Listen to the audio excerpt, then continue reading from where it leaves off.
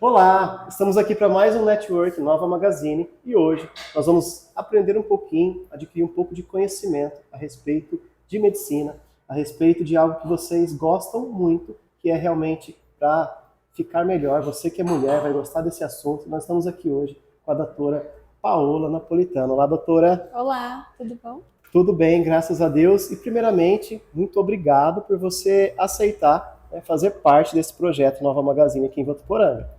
Obrigada pelo convite. E, doutora, depois a gente fala de especialidade, de realmente como as pessoas podem te procurar, né? Eu já tive um pouquinho, né, de acesso a informações de como você atua, mas eu quero saber quem que é a Paola, quem que é essa mulher casada, quais eram os sonhos, quais são os sonhos também. Depois a gente fala da doutora. Vamos falar da Paola por enquanto. Bom, a Paola, eu sou nascida em São Paulo, criada lá também. Sempre fui muito ligada à minha família. Eu venho de origem italiana. Meu nono, minha nona são da Itália. Eu tive a oportunidade de conviver com eles lá e aqui também. E sempre busquei trazer um pouco desse amor que eu vejo na minha família no dia a dia, no que eu tenho no meu trabalho, na minha vida, com a minha família, com todo mundo. Legal. E na família já tinha médicos também? Não, eu fui a Não? Foi a primeira. primeira? Fui a Foi primeira. o sonho realizado da família, porque muitas famílias gostariam de ter médicos na casa. É verdade, é verdade. Tanto que quando eu me formei, parece que todo mundo entrou em êxtase, Uhum. mas não é um sonho de criança. Ser médica não foi um sonho meu de longa data. Qual que era o sonho de O meu adolescente? sonho era ser advogada, era ser economista, era ser qualquer outra coisa. E aí, aos pouquinhos, eu fui ganhando essa outra paixão. E Certo. foi de uma maneira muito natural, não foi forçada, não foi imposta pela minha família, como antigamente e até hoje, infelizmente, ainda acontece, né? Uhum. Mas eu fui me identificando muito com a área por gostar muito de estudar o corpo humano, de como funciona a parte do metabolismo geral, mas por uma experiência que eu tive que não foi muito positiva.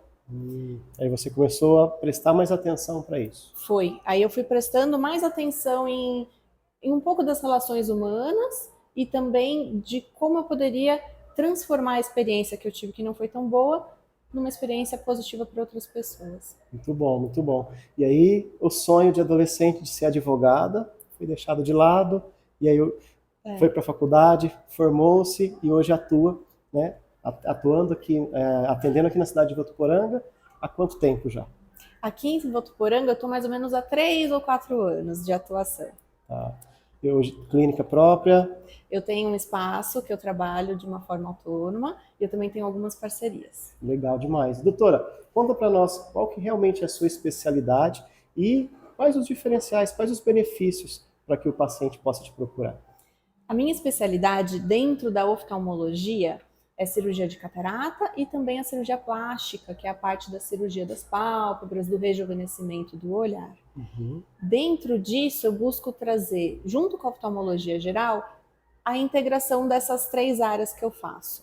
Então, eu brinco que eu atendo de 0 a 99 anos, desde as crianças até os mais velhos, quando eles precisam não só renovar o óculos ou operar uma catarata, mas também rejuvenescer o olhar de dentro para fora. É muito comum as pessoas operarem a catarata. Eu brinco que minha avó, depois que operou a catarata, ela olhou para a casa dela e falou: tá tudo sujo, porque ela conseguiu restaurar a visão. E ela se olhou no espelho a primeira vez e ela falou: estou velha, estou cheia de rugas. Então é muito comum a pessoa operar a catarata e se olhar no espelho e talvez não se reconhecer. Aí que entra a função da blefaroplastia. Então eu consigo fazer essa abrangência nos meus pacientes e é de uma forma muito legal, porque cria um vínculo. É como se fosse a oportunidade que eu tenho de cuidar desde o começo até o final do que eles desejam no tratamento. E é lindo isso, né? Porque você falou, ela fez a cirurgia e começa a olhar e a procurar, enxergar mesmo alguns detalhes que não estava prestando atenção antes.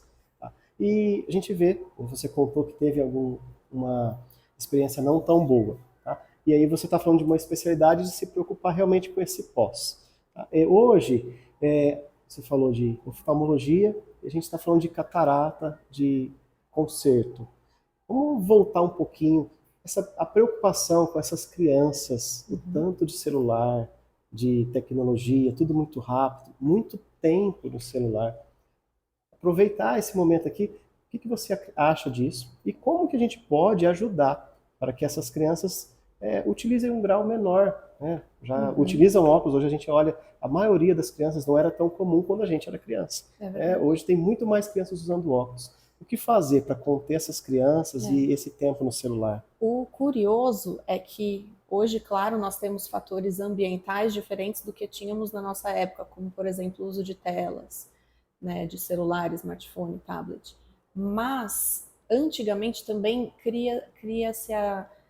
tinha-se a ideia, na verdade, de que você não precisaria ir ao médico oftalmologista com tanta frequência ou antes de aprender a ler.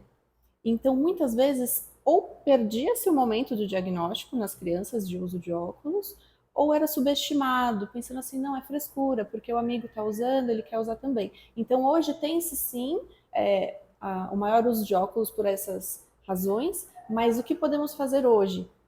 Diminuir, limitar o uso de tela nas crianças, se possível, no máximo de 1 a 2 horas, depender da idade de cada criança, e estimular cada vez mais que elas brinquem ao ar livre, andem de bicicleta, façam o que a gente fazia antigamente, né? Outra coisa que é muito importante também, não só o tempo de telas, mas também a supervisão. O que elas estão vendo nessas telas, né? Estão só jogando joguinhos infantis ou estão olhando no YouTube, que às vezes tem conteúdos que não são muito legais para elas? Para a idade delas, né? E isso é muito preocupante mesmo, porque hoje tudo é muito fácil acesso. E as nossas crianças, além aqui desse nosso assunto de estarem com o tempo todo ali com o celular, e realmente, se a gente olhar pelo tempo lá no aplicativo, quanto tempo nós adultos ficamos por aplicativos esses dias, a gente foi fazer um teste isso numa empresa, de quanto tempo a pessoa ficava em cada aplicativo. E a gente vai vendo tanto que a gente deposita realmente tempo somente para ficar olhando informação, e aí onde entra até no outro assunto, informação que às vezes não era bom para o negócio, não ia fazer efeito, né? A gente vê hoje até mesmo o Instagram, quando é alguém que não é do seu contato e faz alguma pergunta e você responde, ele já manda, né, uma pergunta, no nosso caso lá que é a empresa, se aquela conversa foi útil para o negócio. Realmente esse tipo de preocupação para os adultos, para as crianças, se aquela informação é útil ou não e se realmente está sendo nocivo, está fazendo mal para a saúde. Você falou algo muito direto. Não precisamos ir no médico, não precisa ir no oftalmologista agora, não. E com tanto avanço hoje, né, de informação, isso ainda é um tabu que a gente precisa quebrar nos pais, precisa falar para eles que eles precisam levar as crianças mais cedo, ou tem diminuído? Como Isso que você vê é um isso? tabu ainda que você não tem noção. Infelizmente ainda tem-se essa ideia, apesar de toda a informação que nós temos, hoje pensa-se ainda que enquanto a criança ou não aprendeu a ler e escrever, ou ela não demonstra sinais de que ela tem essa dificuldade para enxergar, não é necessário. E hoje a gente já sabe que a partir do 1º ano de vida é interessante sim levar para uma consulta oftalmológica de rotina, para você fazer um exame de mapeamento de fundo de olho, você ver se existe algum grau de desvio ocular, de estrabismo, ou até de um dos olhos ter uma deficiência em relação ao outro, que é o chamado ambliopia, ou o olho preguiçoso. Entendi. Né? E isso são coisas que a gente consegue resolver no começo da idade infantil. Após 6 a 7 anos já fica um pouco mais difícil da gente manejar, principalmente pensando na ambliopia, no olho preguiçoso. Então, sim, é importante a gente quebrar esse tabu e falar para os pais, faça uma consulta de rotina, vá a partir de 1 ano de vida da sua criança, leve ela para um periódico, não custa nada. Se estiver tudo bem, o médico vai te orientar quais são os próximos passos. E se você tem criança em casa, cuidado não só com o tempo, o conteúdo que eles estão tendo acesso, mas também enxerga, eles estão olhando muito de perto, eles estão afastando a visão, eles chegam mais próximo à TV para tentar enxergar. Então, esses são sinais de alarme que a gente tem que sempre ligar aí na nossa cabeça. Muito bom, doutora. Uma verdadeira aula aqui para os pais, para nós também. É apenas um alerta. Mas é muito rico ver isso, né? Um profissional preocupado realmente em como as nossas crianças estão. Mas, doutora, você falou que chegou aqui há pouco tempo, né? Então, chegou bem na pandemia. E aí chegou um novo normal, esse novo momento aí de tudo ser diferente. as pessoas, passou-se a pandemia e estão mais ainda corridas, né?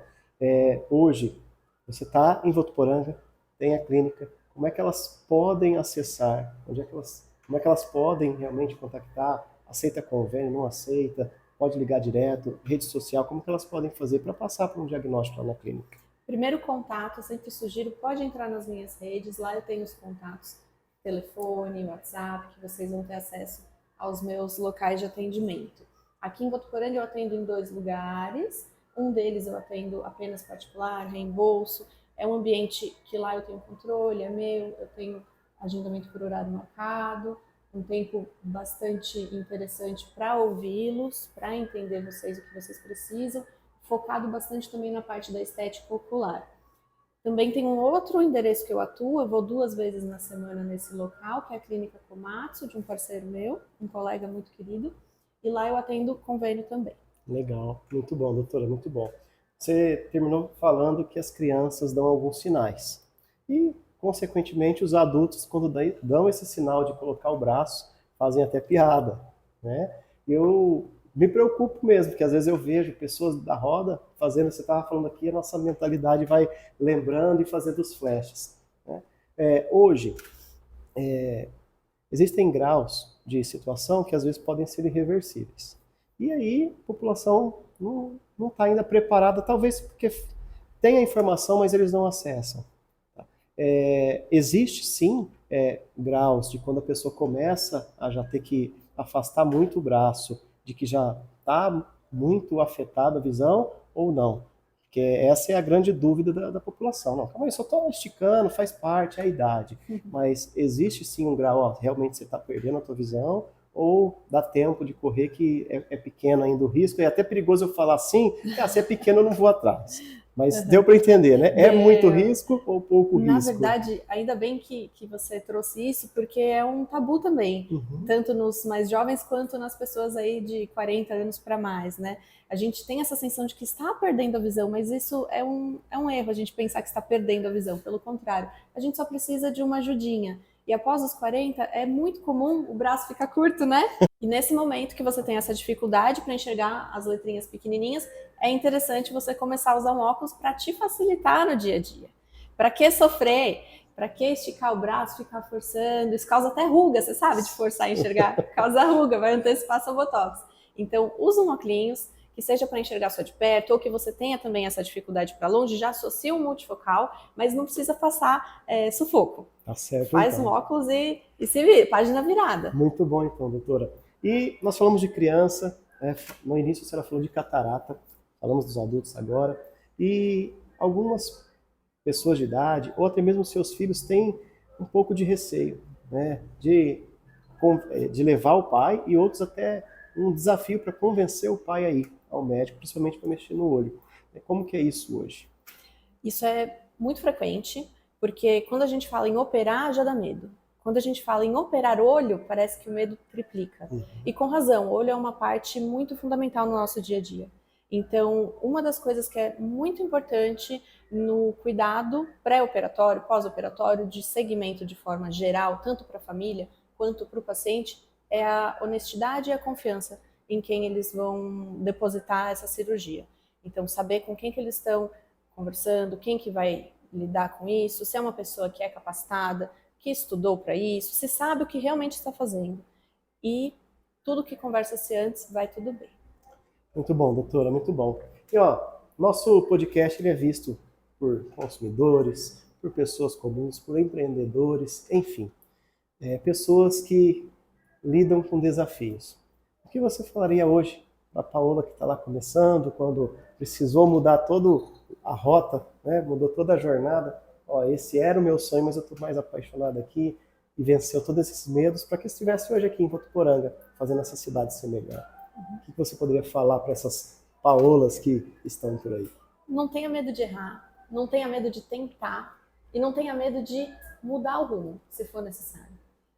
No meu caso, eu queria ser advogada. No final, o mundo foi dando tantas voltas e olha onde estamos hoje. Nem por isso eu me vejo menos feliz. Eu acho que é importante a gente saber pivotar as nossas ações para poder chegar onde a gente realmente quer. Então, não desista. Se é uma coisa que te faz feliz, mesmo que tenha que largar alguma coisa para trás, persista no que é a sua grande realização. Doutora, muito obrigado mais uma vez por participar desse nosso projeto, que a gente possa ter outros momentos assim, para contar para as pessoas tudo aquilo que você faz. Obrigada pela oportunidade. E eu estou à disposição, caso alguém precisa tirar alguma dúvida ou me conhecer. O meu arroba Desculpa, corta. A gente corta depois, pode ir. Se alguém quiser entrar em contato comigo, o meu contato você acha nas redes sociais. O Instagram é @doutora.paolanapolitano. Estou à disposição. Obrigado, doutora. Muito obrigado por vocês estarem aqui e até o próximo Network Nova Magazine.